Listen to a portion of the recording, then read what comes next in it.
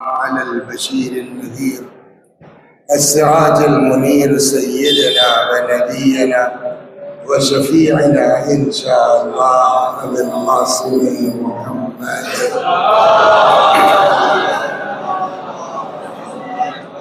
اللهم صل عليه وعلى أهل بيته مظاهر جلالك وجمالك، واللعن على أعدائهم الشاكين فيهم المنحرفين عنهم أجمعين.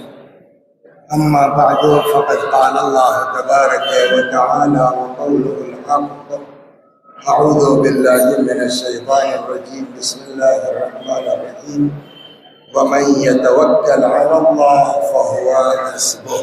सलवात पर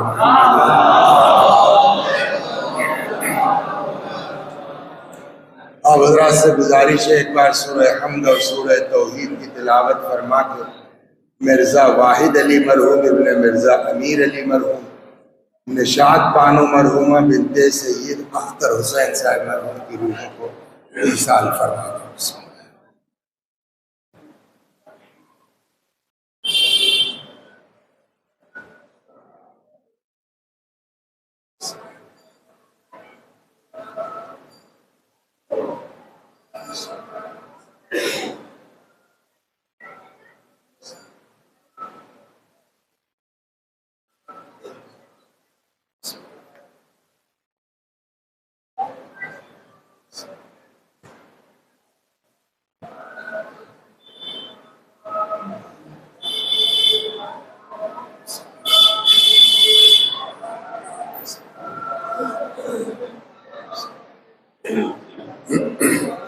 तो एक अपने मौला से हमने अहद कर रखा है कि अगर हमारे पास वक्त है तो कोई भी कहेगा मजलिस के लिए इनकार नहीं करेंगे। तो इस बिना पर जो है, जब सफदर साहब ने हमको फ़ोन किया कि आप शाम को आ रहे हैं, पढ़ रहे हैं, तो जुमे बाद एक हो जाए, कोई मसला नहीं है। लेकिन इसका मतलब ये नहीं है कि मैं ये नहीं जानता कि जुमे के बाद की मजलिस कितनी देर होना चाहिए। बहुत लंबी नहीं होगी, आधा घंटा सुन लीजिए एक अच्छी सी सलवात पढ़ करके।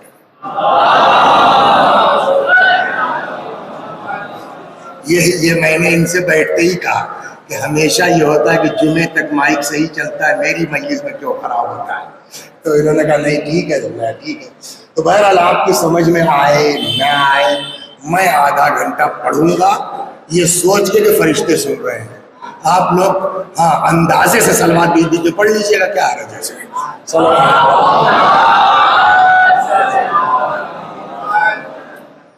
मैंने देखिए सबसे अहम चीज, अगर आप लोग और करीब आ जाए मेरे और मैं इस माइक को हटा दूं तो ज्यादा बेहतर सुन पाएंगे। तो सीखिए, रखिए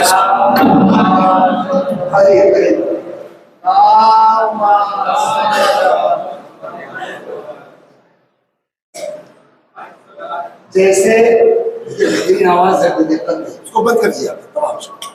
जैसे लोहे को जंग लगता है, वैसे ही रिवायत कहती है कि दिल को भी जंग लगता है। जिस तरीके से लोहे को जंग लगता है, उस तरीके से दिल को भी जंग लगता है। तो अब अगर लोहे को जंग लगता जी सर,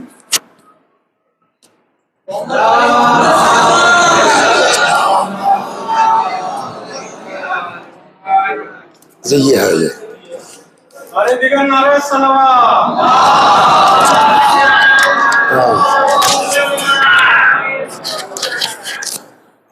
तुम्हारी रिकॉर्डिंग भी इससे बढ़िया होगी। सलावत बर मोहम्मद।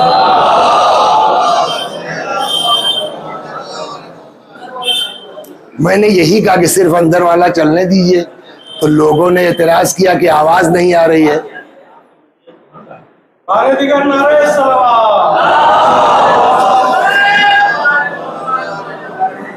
मैंने यही गुजारिश की थी, आप शायद समझ नहीं पाए कि बाहर वाली आवाज जब अंदर आती तो डिस्टर्ब करती, तो बाहर वाला बंद कर दीजिए। ठीक है, ये चल रहा है ना, बस तो ठीक है। सलवात बर मोहम्मद। तो जैसे लोहे, अरे कहाँ जा रहे हैं आप? अभी वो टी भी कर सकता है 2 मिनट में सरकार। सलावत बर मोहम्मद। तो रिवायत कहती है, दुआ फरमाइए अल्लाह तौफीक दे, क्या कहना चाहता हूँ। इसलिए कभी कभी होता है कि आदमी के दिमाग में होता है, डिलीवर नहीं कर पाता, बयान नहीं कर पाता, सेट नहीं हो पाता। लेकिन मोमिनीन अगर चाहे लेना, एक या अल्लाह दिल से कह दे कि खुदा इसको तौफीक दे कि ये सही से बयान कर सके, तो अल्लाह सुन लेगा, तो 1 मिनट में काम हो जाएगा। जैसे दिल को जंग लगता है, लोहे को जंग लगता है, वैसे ही दिल को जंग लगता है। तो लोहे को जंग लगता है तो क्या करें? अफजल भाई के बेटे हो ना, तो लोहे को जंग लगता है तो क्या किया जाता है? उसको सयकल किया जाता है, सान जिसको कहते हैं। वैसे ही अगर दिल को जंग लग जाए तो क्या करें? रिवायात कहती है उसको सयकल करो, सान लगवाओ, बिल मौइज़ा, वास की नशिस्तें मुहैया करके। इमाम अली अलैहिस्सलाम ने इमाम हसन सलामुल्लाह फरमाया, बुनैया अहये क़ल्बक बिल मौइज़ा, बेटा अपने दिल को जिंदा करो वास के जरिए से। यानी इसका मतलब यह है कि कोई जरूरी नहीं है कि दिल धड़क रहा हो और जिंदा भी हो। दिल का धड़कना और है और बाहयात होना और है। मुमकिन है नफ्स चल रही हो लेकिन हम मुर्दा हैं। कुरान ने भी कहा है मैयतुन बैनल अहया, ये चलती फिरती लाशें हैं जिंदों के दरमियान। तो उसको क्या करना होगा का वास एक दूसरे को नसीहत करो। फुरूए दीन जो हमको बचपने में पढ़ाया गया है, अव्वल नमाज, दूसरे रोजा, तीसरे, चौथे, पांचवें खुम्स, छठे, सातवें अम्र बिल मारूफ व नही अनिल मुनकर। सातवीं चीज है लोगों को नेकियों की हिदायत करना और बुराइयों से मना करना। कैसे? नमाजो रोजा हज व ज़कात सब पर वाजिब है, अम्र बिल मारूफ क्यों नहीं वाजिब है? नही अनिल मुनकर क्यों नहीं वाजिब है? इसलिए अगर हालात फराहम हैं तो हम सब पर एक दूसरे को अम्र बिल मारूफ करना, बुराई से रोकना हम सब की जिम्मेदारी है। हम कुछ गलत कर रहे हैं, हाँ उसका अपना एक सलीका है, अपना एक तरीका है। मैंने कोई बात कही गलत है, वाकई गलत है, तो अब अगर आप नहीं टोकते तो पूरी पब्लिक गुमराह हो जाएगी। तो वहां तो आप खड़े होकर कहिए ताकि बकिया सुधर जाए। लेकिन अगर पब्लिक की गुमराही की बात नहीं है, सिर्फ मैं गलत हूं, तो अब आपको मजमे में खड़े होकर टोकने का इख्तियार नहीं है। आप अकेले जाइए, घर में जाइए, मौलाना ये आपकी बात सही नहीं है। रिवायत कहती है कि अगर किसी ने किसी को मजमे में टोका उसको बेइज्जत किया है, और अगर किसी ने किसी को तन्हाई में समझाया तो उसको जीनत बख्शी है। सलावत एक दूसरे को वास करना। इमाम जाफर सादिक सलामुल्लाह कितनी अहमियत इस वास की नशिस्तों की अहम। इमाम ने पूछा तुम लोग कभी आपस में बैठते हो, इकट्ठा होते हो, दीन की, इस्लाम की, अहले बातें होती है? रावी ने कहा जी मौला। आपके इमाम ने फरमाया, उसूल काफी में रिवायत है, मेरा दिल चाहता है कि ऐसी मजलिसों में, ऐसी नशिस्तों में मैं भी आऊं। तो अब बहुत से तरीके हैं दिल को जिंदा करने के, एक उसमें वाज है। एक तरीका यह है जो रिवायात कहती है कि कैसे हम अपने मुर्दा दिल को, बोलिए, जिंदा कर सकते हैं। उसका जवाब यह है, कब्रिस्तान जाओ, बाप की कब्र पर बैठो,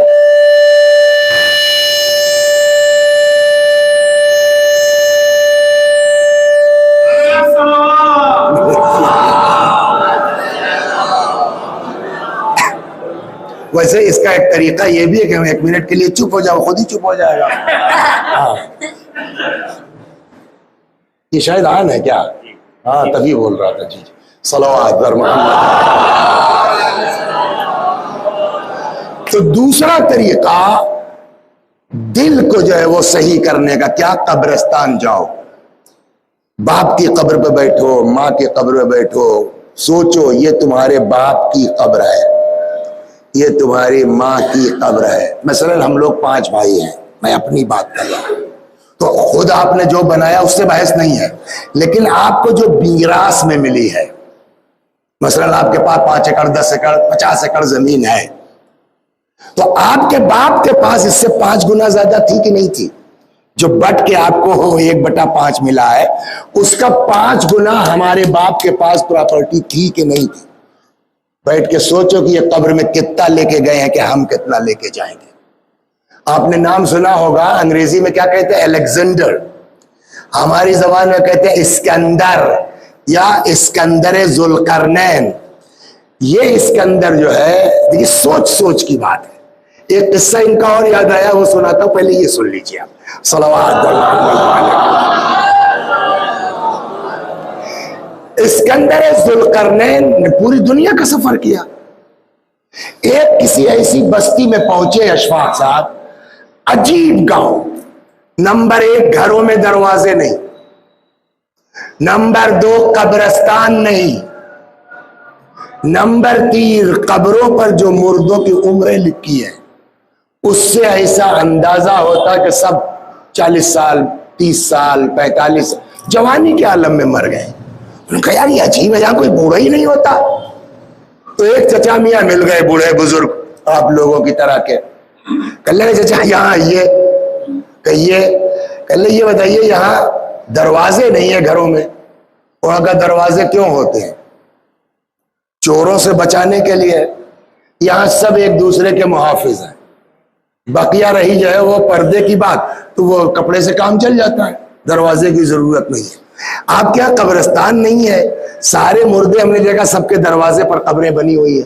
कहा जी हाँ, ये इसलिए हम अपने मुर्दों को अपने घर के सामने दफन करते हैं कि जब हम सुबह काम पर निकले तो हमारी नजर अपने बाप की कब्र पे पड़े, माँ की कब्र पर पड़े, भाई औलाद की कब्र पर पड़े, दिन भर दिमाग काबू में रहे। याद रखो मौली साहब, जहां ये गए हैं वहीं तुमको भी जाना है। चलिए साहब, ये भी समझ में आ गई बात, लेकिन क्या यहां बूढ़ा नहीं होता? कहा मैं बूढ़ा हूं। कहा तो ये, कहा देखिए 2 हिस्सा है ना, दिन और रात। रात आराम के लिए है, सोने के लिए। दिन में आदमी काम करता है, तो जो उम्र सोने में कट गई उसको हम उम्र काउंट ही नहीं करते।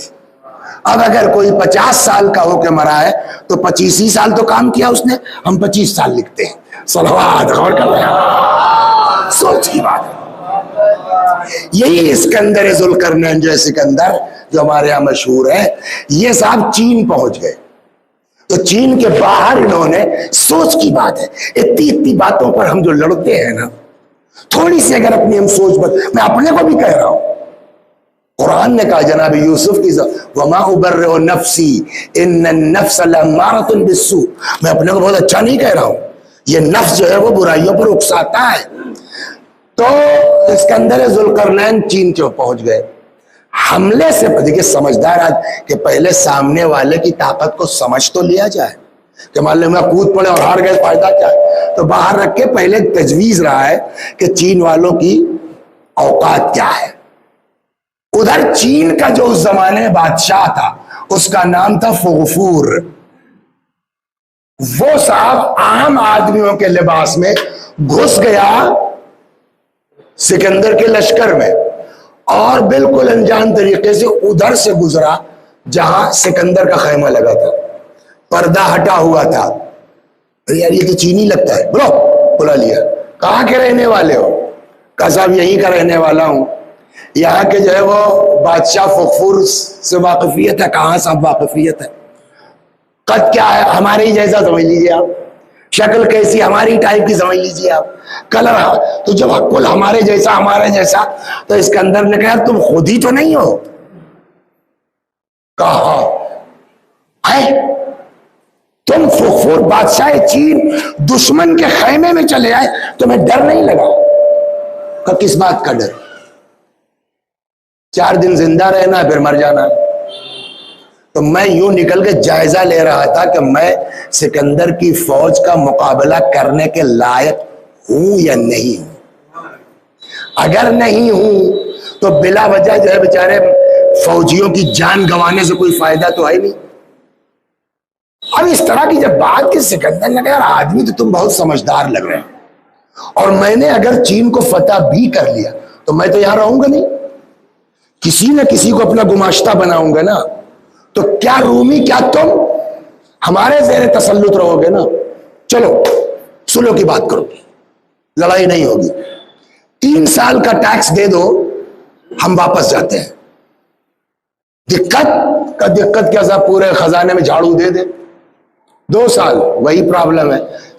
बहरहाल बार्गेनिंग करते करते ये चीनी आज नए नहीं, पुराने समझदार हैं। सलावत बार्गेनिंग करते करते 6 महीने तक ले आए कि ठीक है 6 महीने का टैक्स दे दो, हमारा वहां से आके आने का खर्चा वर्चा निकल आए, जा रहे हैं। अब ये सब मुआहिदा हो गया। फोर ने कहा कि साहब अब तो हम लोग दुश्मन रहे नहीं, मैं खुद आपके अंडर में हूं, अपना आदमी हूं आपका, तो एक दावत हो जाए। और साहब इतना बच्चा भी नहीं है कि हम एक लश्कर को एक दिन खाना ना खिला सके, एक वक्त खाना ना खिला सके। खैर तय हो गया, सारे लश्करी आ गए सिकंदर के, उनका अलग इंतजाम है साहब। इधर जो है वो दोनों हुक्काम का अलग वो है। अचानक जब सब अपने जगह पर बैठ गए तब वो जितने चीनी फौजी थे सबने घेर लिया। अब सिकंदर का चेहरा फक, यहां आके धोखा खा गया। फोरने का क्या हुआ? का धोखा का नहीं, धोखा नहीं है। का फिर ये क्या है? का ये तुमको दिखलाने के लिए है कि मैं इतना भी कमजोर नहीं था कि तुमसे मुकाबला न कर पाता, लेकिन मैंने इसलिए सुलह को तरजीह दी कि अपने चंद दिन के इख्तिदार के लिए इन फौजियों की जान से खिलवाड़ क्यों किया जाए। सलवा, ये समझदारी होती ना, हाकिम की समझदारी। खैर उधर खाना शुरू हो गया। इधर साहब जो है वो सिकंदर के सामने चीनी की प्लेट, सोने का चमचा, क्या क्या रख दिया गया। बिस्मिल्लाह, खाने कोई चीज आई नहीं। बिस्मिल्लाह क्या मतलब? ये सोने का चमचा खा लूं, ये प्लेट खा लूं? तो फिर आप क्या खाते हैं? सोना नहीं खाते आप, चांदी नहीं खाते आप, तो खाते क्या है? करे भाई कुछ गोश्त, कुछ रोटी, कुछ दही, कुछ ये आए, वही आप लोग भी खाते हैं जो हम लोग खाते हैं। एक बात बताओ सिकंदर, ये तुम्हारे पेट के बराबर दही, रोटी, गोश्त रोम में नहीं मिल रहा था जो चल के यहां तक चले आए। सिकंदर ने कहा पूरे सफर में अगर मुझको कुछ नसीब हुआ है तो आज ये नसीब हुआ है। सलवात फरमान। और हमारे साथ ये कि हम वो अच्छा वो कोई मुसलमान नहीं, कोई बहुत मोमिन नहीं, कोई मुत्तकी नहीं, कोई परहेजगार नहीं, है ना, बादशाह है, जुल्म रहा होगा, हो सकता है उसके भी, जो एक फितरत है हुकूमत की। लेकिन इसके बावजूद एक अक्लमंद आदमी अपनी अक्ल से पूरी कौम को बचा ले गया, नहीं बचा ले गया? अपने पूरे फौजियों को बचा ले गया, नहीं बचा ले गया? तो भैया हमको अल्लाह कह रहा तुम पूरी दुनिया को मत बचाओ, अपने को जहन्नम की आग से बचा लो, यही कामयाबी तुम्हारी है। सलवात।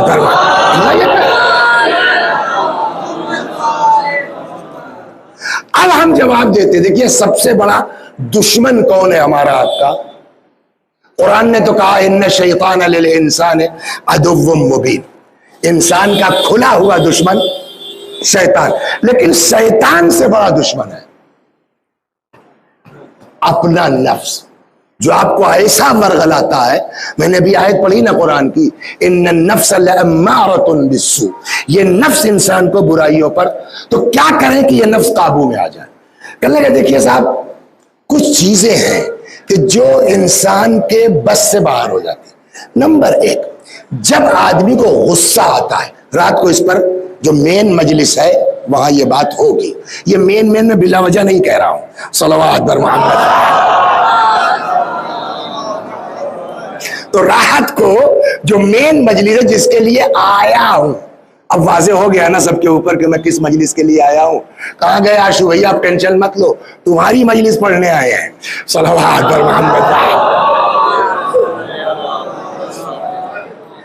मेन चीज जो इंसान को बर्बाद करती है वो क्या है?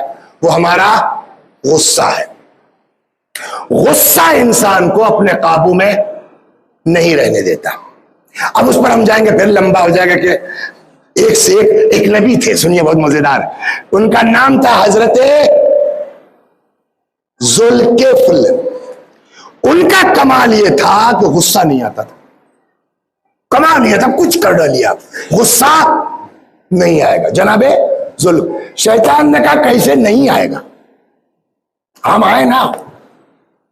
जनाबे जुल्किफ्ल का जो रूटीन था 24 घंटे का, रात भर इबादत करते थे, सुबह से जोहर तक वो काम करते थे,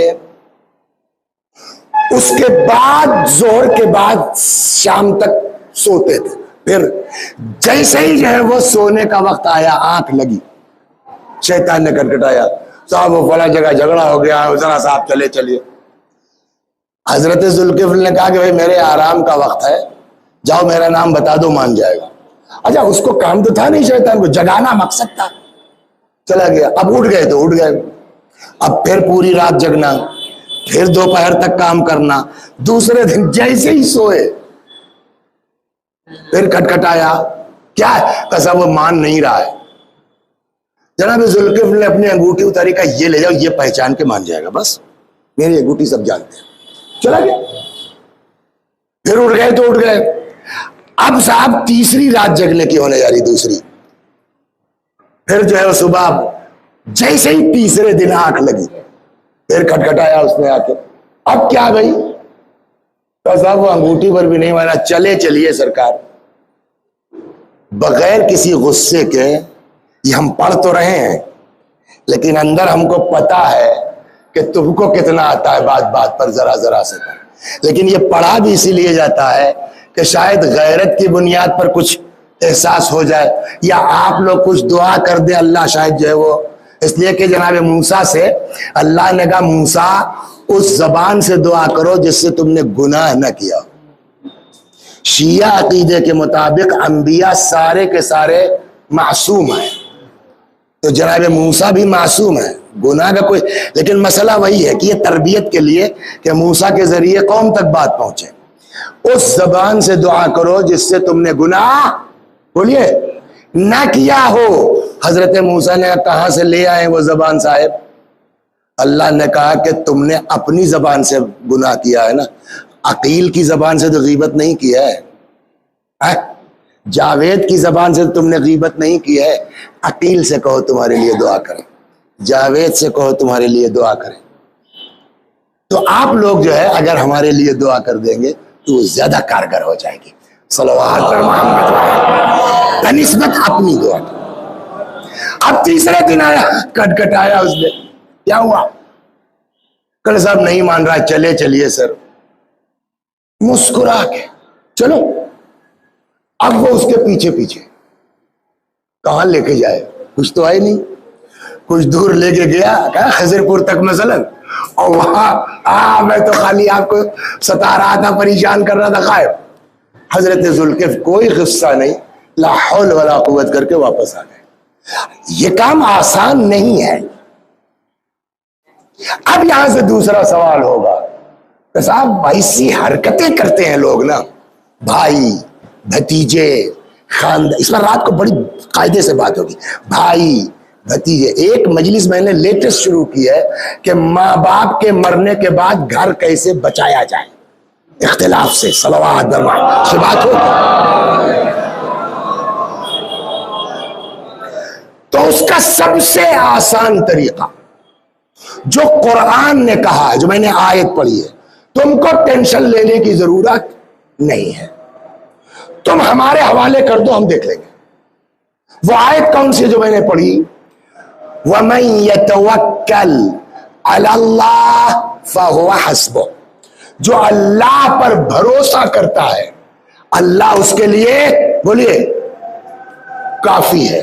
का सब कहना आसान है, जैसी जैसी बातें मुझको अशफाक ने कही है ना, वो गुलामान अहले बैत के खमसे के दौरान, जिंदगी में भूल नहीं सकता उसको। यही तो होता है ना हमारे यहाँ। खुदा कहता है तुम टेंशन मत लो, हम हैं, तुम्हारे बाप से ज्यादा मेहरबान हम हैं।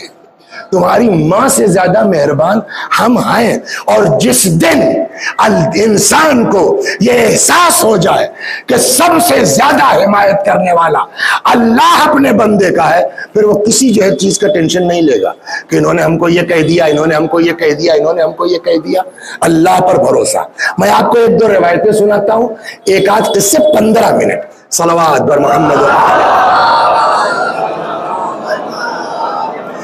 मेन चीज, आप वसी हसन साहब ने कह दिया कि जावेद ने दूसरी इजाजत है सर, वसी हसन साहब ने कह दिया जावेद ने दूसरी शादी कर ली है, एक तो कलकत्ते में, दूसरी वाली दिल्ली में है, मैं जानता हूं। खत्म हो गई बात।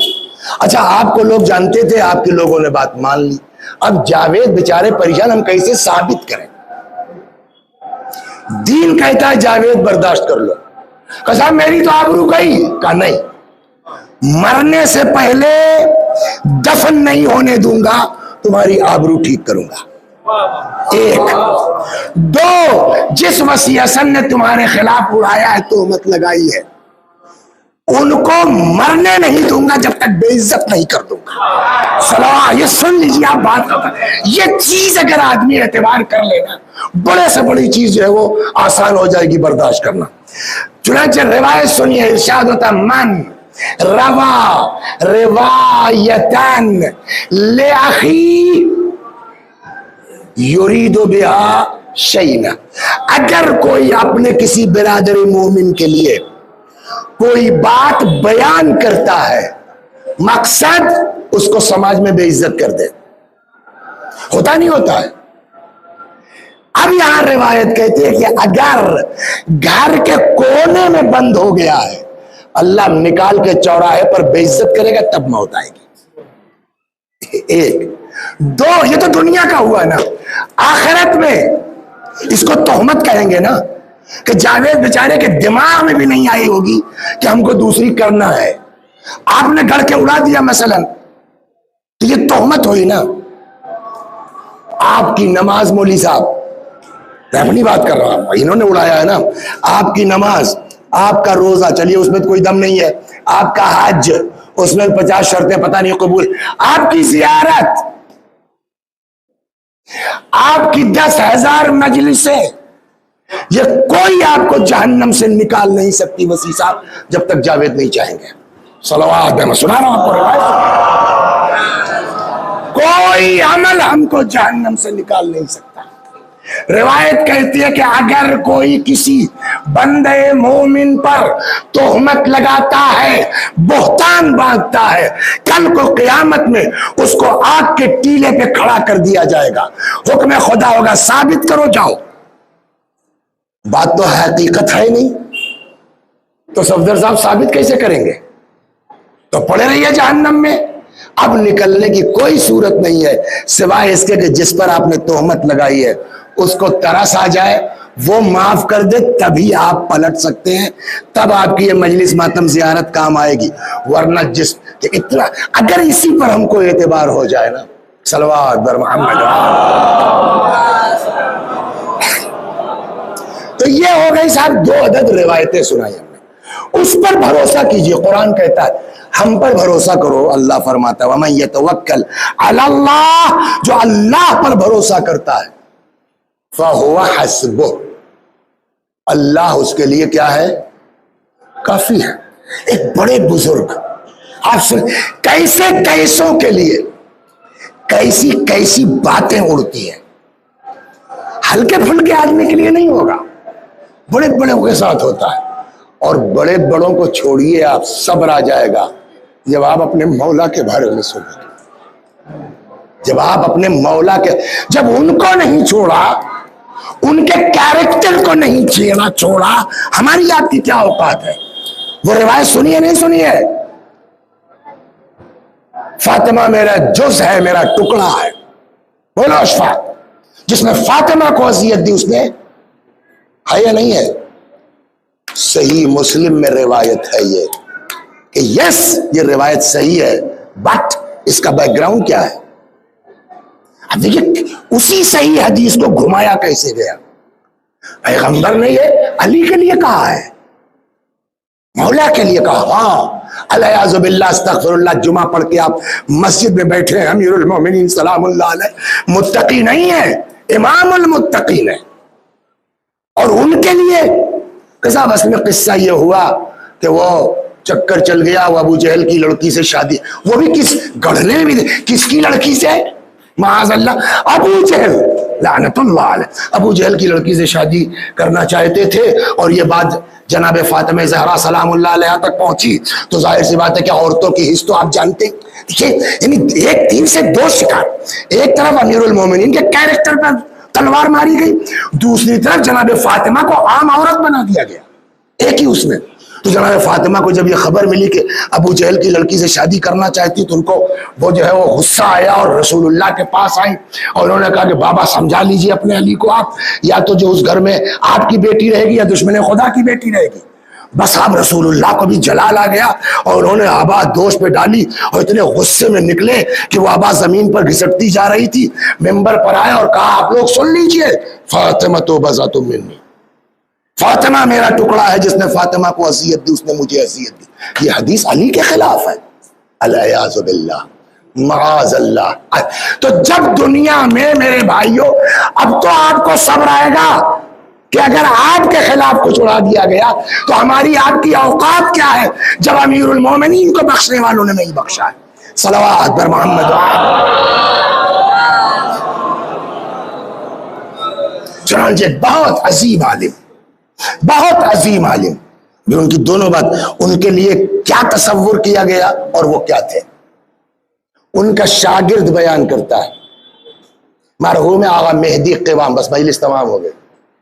मैंने देखा आधी रात बदनाम इलाका, कलकत्ते में भी होंगी इस तरह की जगह, हमारे लखनऊ में चावल वाली गली बोली जाती है, बदनाम इलाका, बदनाम मुसाफिर खाना, आगे आगे मैंने आधी रात को देखा उस्ताद, पीछे पीछे एक औरत।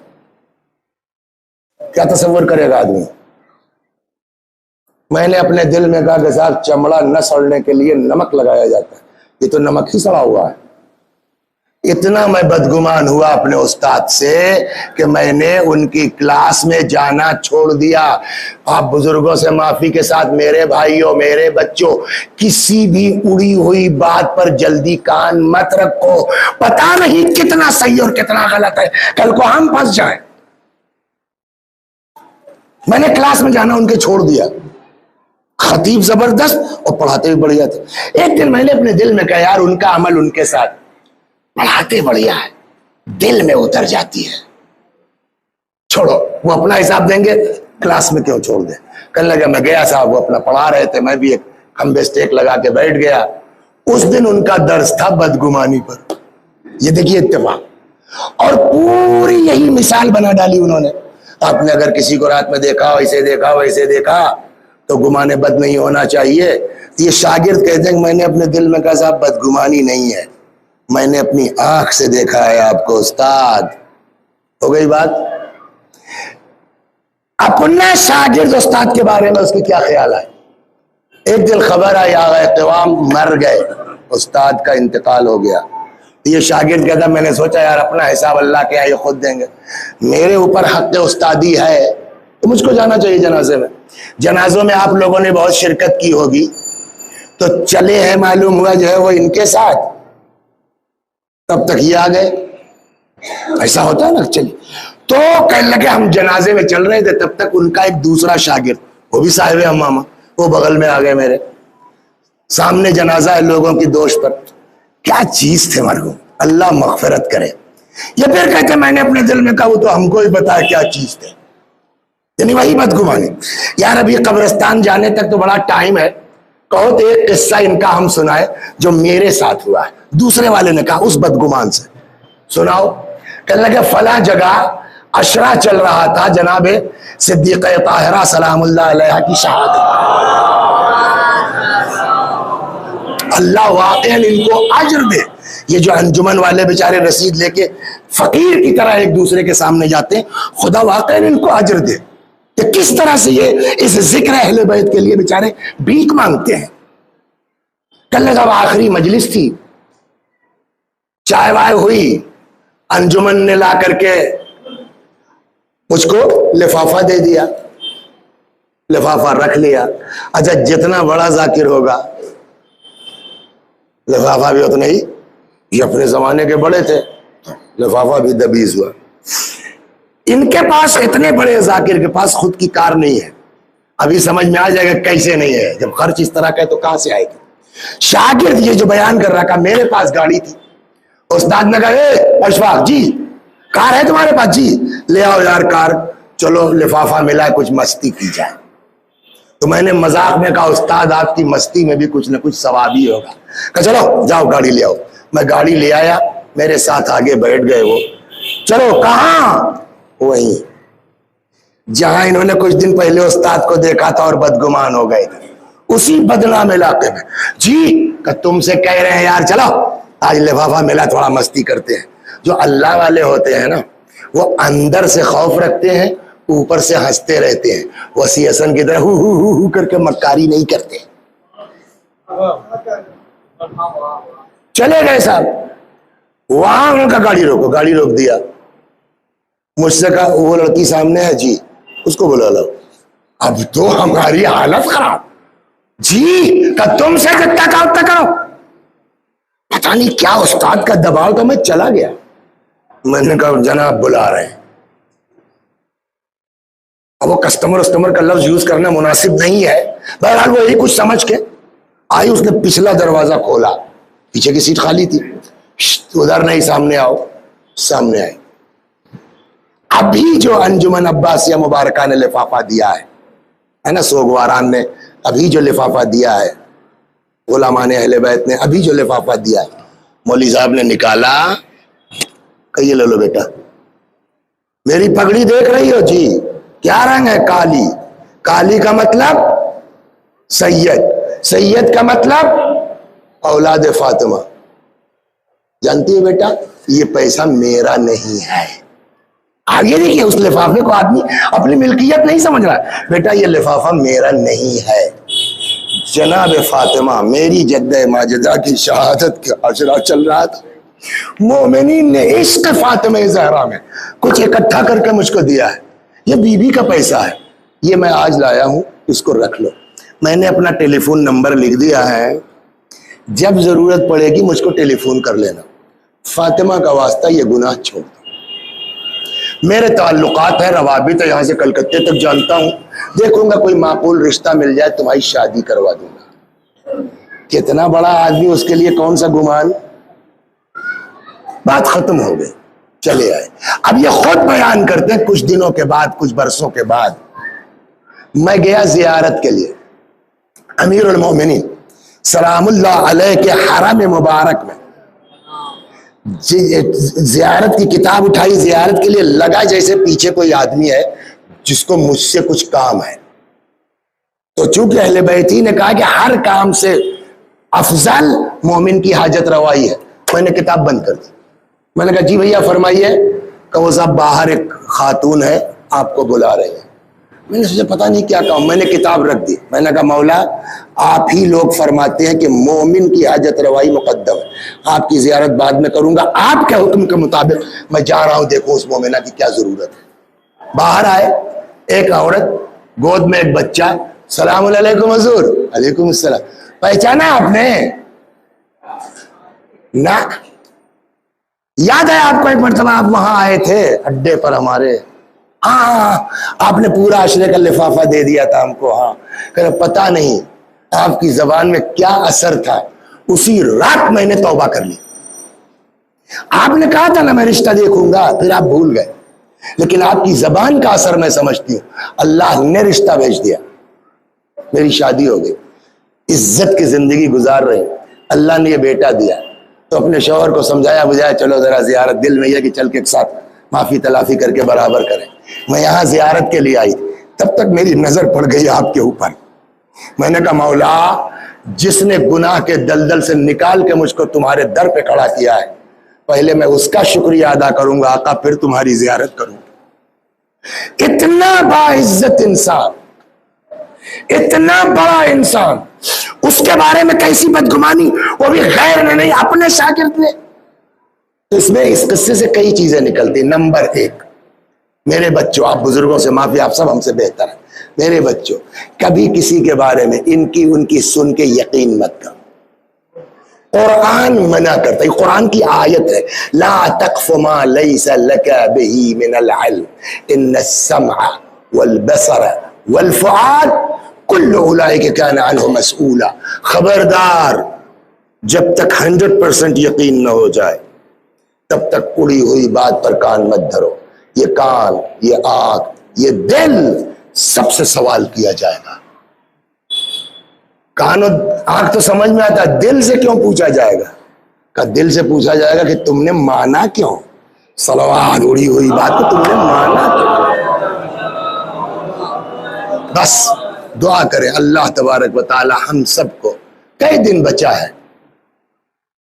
अब तो कुछ नहीं कहा जा सकता ना, 20-20 साल के लड़कों को अटैक आ रहा है वैक्सीन के बाद, किसी का कोई भरोसा नहीं है।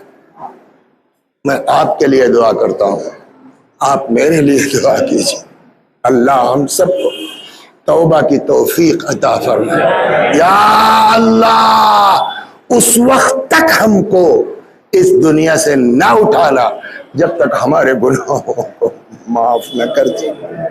बस 2 जुमले मसाइब के और खत्म दुआ, सब चले गए। मेरा मौला तन्हा है। हाँ, सनवर यमीनन व शिमाला, दाएं देखा बाएं देखा। दुश्मन का सिपाही है, यजीदी फौजी है। वो कहता है मैंने अपनी जिंदगी में इतना बहादुर आदमी नहीं देखा कि एक भरी दोपहर में जिसके भाई, भतीजे, भांजे, औलाद, असहाब मार दिए गए हों और वो खुद जो है वो 3 दिन का भूखा और प्यासा हो। लेकिन जिस वक्त इमाम सलामुल्लाह अलैह ने तलवार निकाली है, हमला शुरू किया है, तो वही सिपाही कहता है फौजें भागती थी और इमाम से अमान तलब करती थी। और जब ये भागती थी तो मेरा मौला तड़प के कहता था कहाँ भाग के जा रहे हो? तुमने मेरे अकबर को मारा। कहाँ भाग के जा रहे हो? तुमने मेरे अब्बास को मारा है।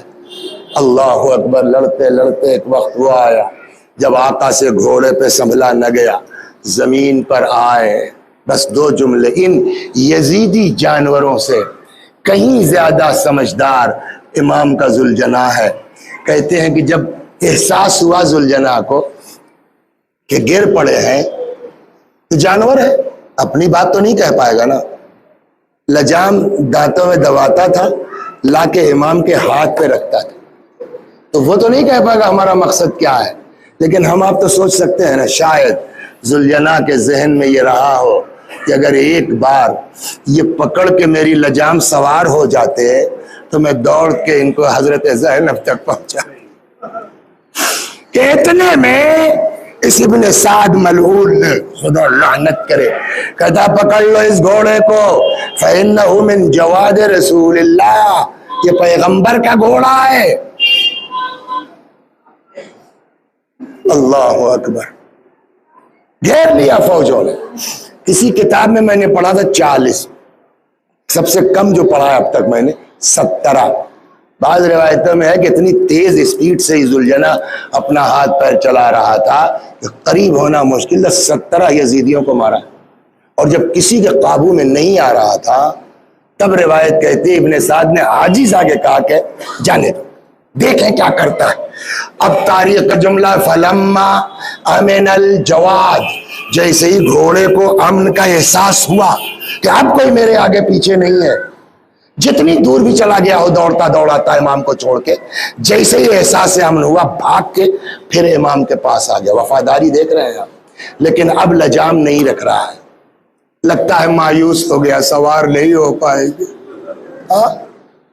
तब कहते हैं कि अपनी पेशानी को या अपनी काकुल जुल्फों को इमाम के खून से रंगीन किया, दौड़ता हुआ दरे खैमा पर आया, आन के हिनहिनाना शुरू किया।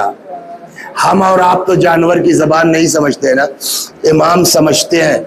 5वें इमाम ने फरमाया कि जुलजना अपनी जबान में कह रहा था अज़लीमा मिन उम्मतिन क़तलत इब्न बिन्त नबिय्हा। और कितने जालिम हैं ये लोग, कितने जालिम हैं ये लोग जिन्होंने अपने नबी की बेटी के बेटे को मार डाला।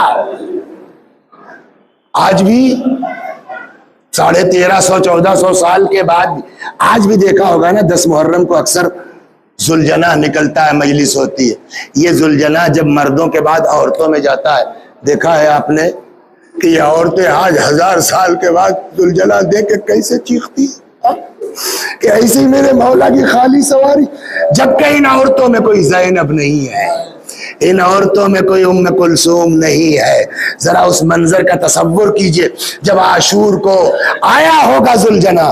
चुनांचे रिवायत कहती बीबियां घबरा के खैमे से निकल आई, किसी ने घोड़े की गर्दन में बाहें डाल दी, कुछ आके घोड़े के पैरों से लिपट गई। कहते इतने में 3-4 साल की बच्ची आती है, गौर से जुलजना को देखती है, कहती है मेरे बाबा के घोड़े इतना बता दे, हल सुक़िया भी एम क़ुतिला शाना, अरे मेरे बाप को पानी मिला था या मेरा बाबा प्यासा मारा गया।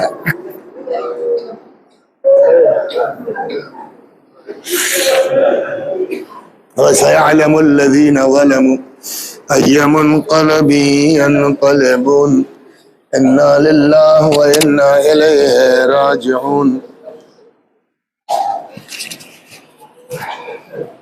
मैं भी पढ़ता हूँ, मेरे साथ आप भी दोहराइए मरहूमीन के ईसाले सवाब की नीयत से। अल्लाहुम्मा सल्लि अला मुहम्मद व आलि मुहम्मद, अल्लाहुम्मा सल्लि अला मुहम्मद व आलि मुहम्मद, अल्लाहुम्मा सल्लि अला मुहम्मद व आलि मुहम्मद। अऊज़ु बिल्लाहि मिनश शैतानिर रजीम, बिस्मिल्लाहिर रहमानिर रहीम। अल्हम्दुलिल्लाहि रब्बिल आलमीन, अर्रहमानिर रहीम, मालिकि यौमिद्दीन, इय्याका नअबुदु व इय्याका नस्तईन, इहदिनस सिरातल मुस्तकीम, सिरातल लज़ीना अनअमता अलैहिम गैरिल मग़दूबि अलैहिम वलद्दाल्लीन। बिस्मिल्लाहिर रहमानिर रहीम। क़ुल हुवल्लाहु अहद, अल्लाहुस समद, लम यलिद व लम यूलद व लम यकुल लहू कुफुवन अहद। बिस्मिल्लाहिर रहमानिर रहीम। क़ुल हुवल्लाहु अहद, अल्लाहुस समद, लम यलिद व लम यूलद व लम यकुल लहू कुफुवन अहद। बिस्मिल्लाहिर रहमानिर रहीम। क़ुल हुवल्लाहु अहद, अल्लाहुस समद, लम यलिद व लम यूलद व लम यकुल लहू कुफुवन अहद। कज़ालिक अल्लाहु रब्बुना सदक़ल्लाहुल अलीयुल अज़ीम।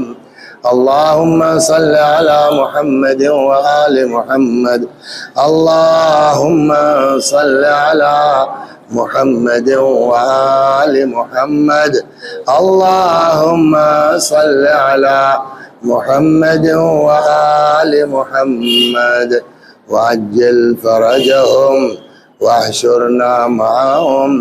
परवरदिगार सूरह हम्द व तौहीद व सलवात और इस मजलिस आज़ा व ज़िक्र इमाम हुसैन अलैहिस्सलाम का सवाब मरहूम मिर्ज़ा वाहिद अली इब्न मिर्ज़ा अमीर अली और निशात बानो मरहूमा बिनते सैयद अख्तर हुसैन मरहूम की रूहों तक पहुँचा दे, उनके गुनाहों को बख्श दे, जवार मासूमीन में जगह करामत फरमा।